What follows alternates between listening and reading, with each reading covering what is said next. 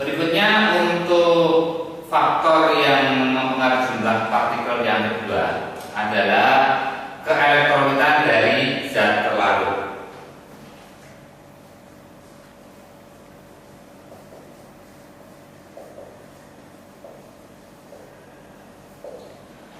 Perlu saya sampaikan bahwa berdasarkan kemampuannya untuk menghantarkan arus listrik, larutan dibagi menjadi dua, yaitu larutan yang bersifat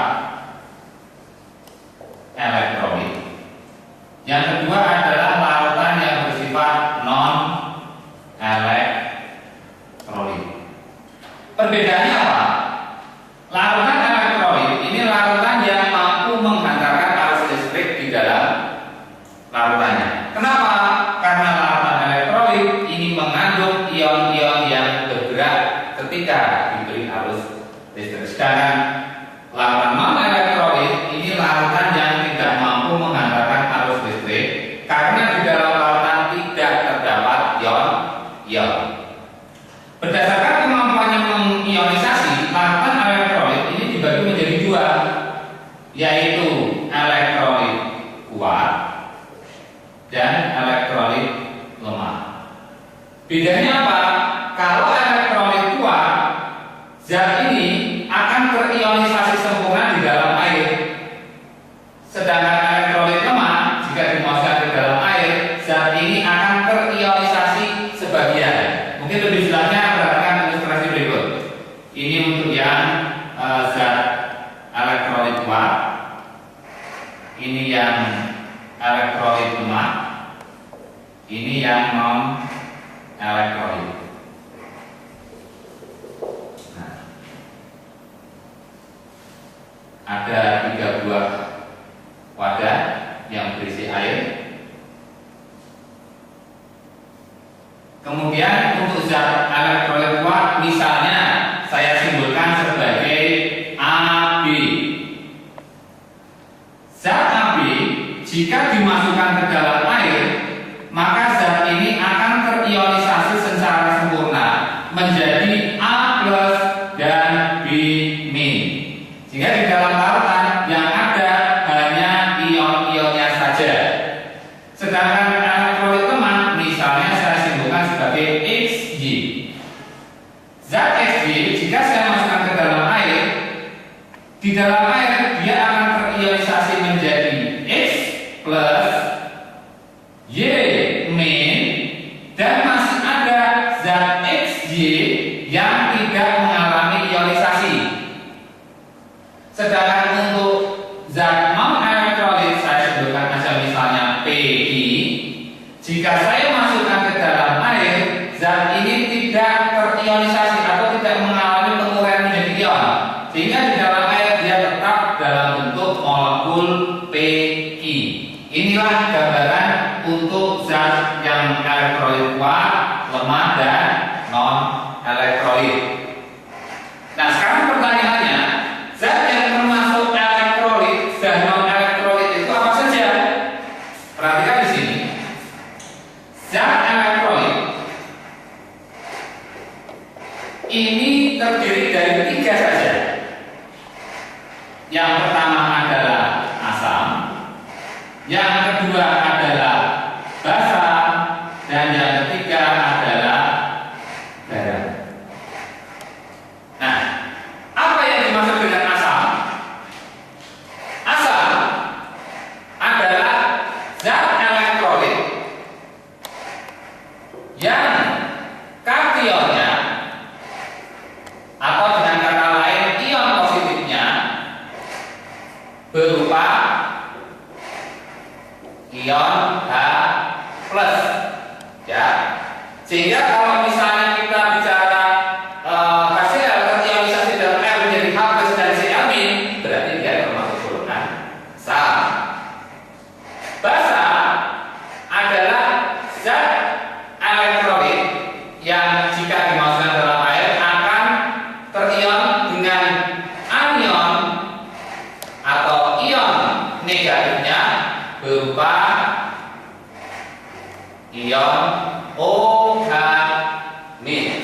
Ya. Jadi kalau asam itu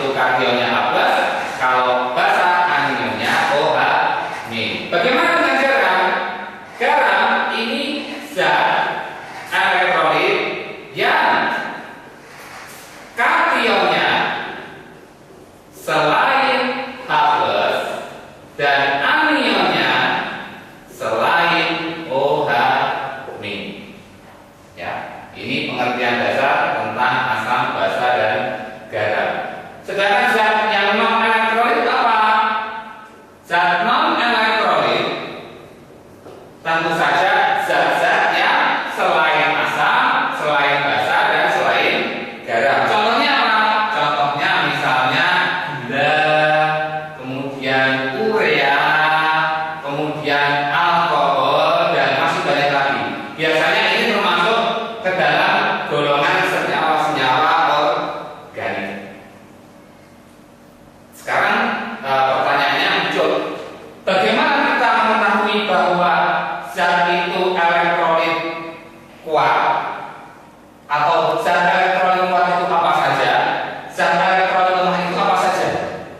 Nah, karena elektrolit ini termasuk dalam asam, basa, dan garam, berarti nanti ada asam kuat, ada basa kuat, ada garam kuat, demikian juga ada asam lemah, basa lemah, dan garam lemah. Cara menghafalnya mudah.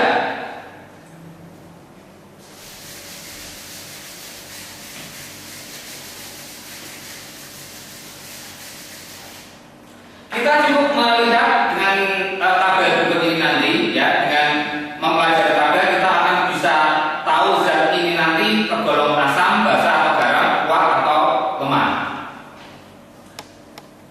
Tabel ini yang sebelah kiri ini adalah zatnya, ya.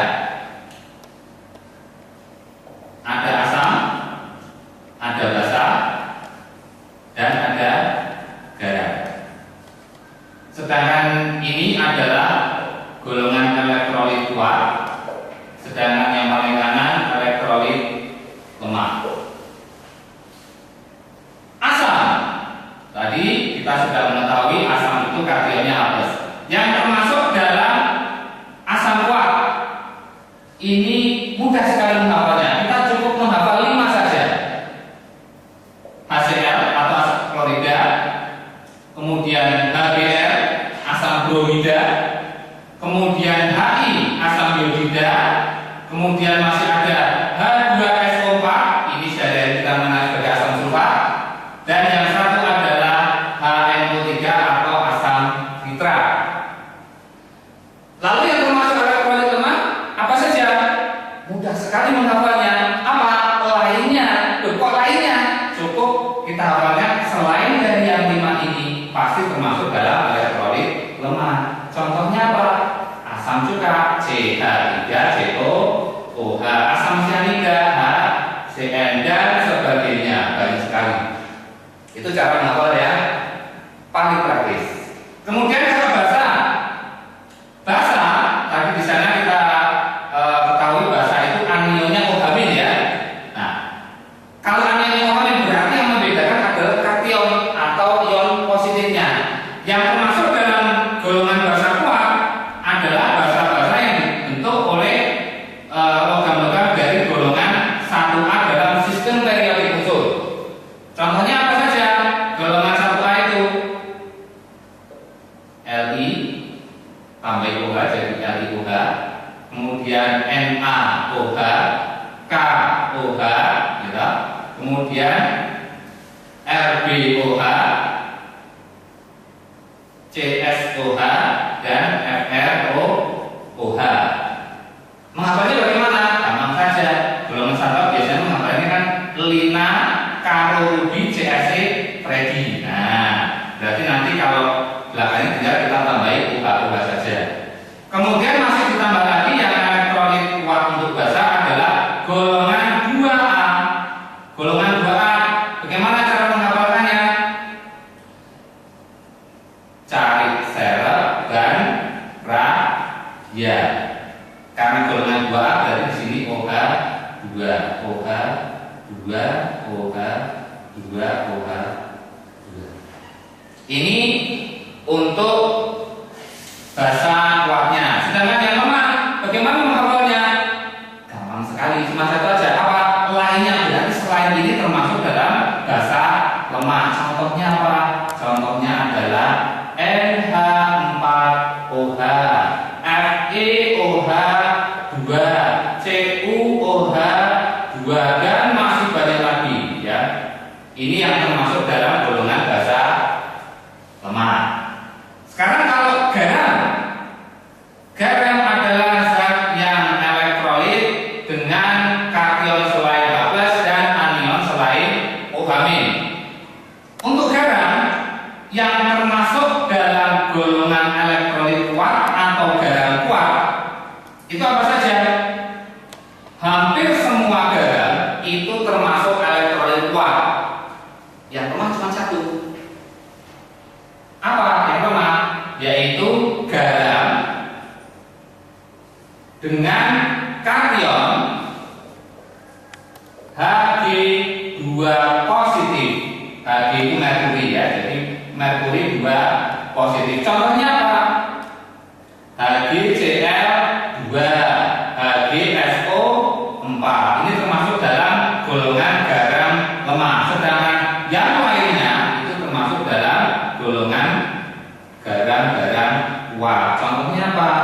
Saya ambilkan contoh NaCl, kemudian CuSO4 dan masih banyak lagi ya. Ini untuk contoh-contoh dari garam kuat.